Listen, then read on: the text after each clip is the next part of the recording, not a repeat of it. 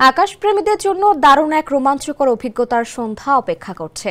আজ সূর্যাস্তের প্রায় ৪৫ মিনিট পর পশ্চিম আকাশে একবার তাকাবেন নিশ্চয়ই, কারণ আজ গ্রীষ্মের সবচেয়ে সুন্দর রাতের আকাশ দেখা যাবে। অন্তত লাইফ সায়েন্সের বিশ্লেষকরা এমনই দাবি করছেন।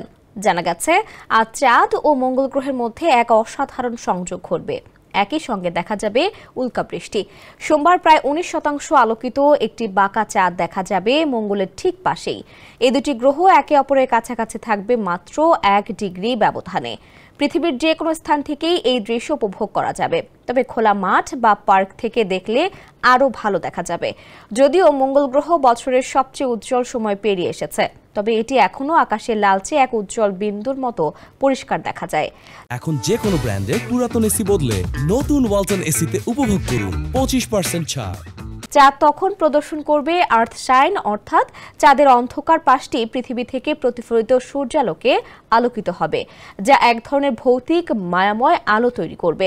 এই দৃষ্টিনন্দন দৃশ্যটি যখন চোখে পড়বে, তখন একাধিক উল্কাবৃষ্টি রাতের আকাশকে করে তুলবে আরও জমজমাট।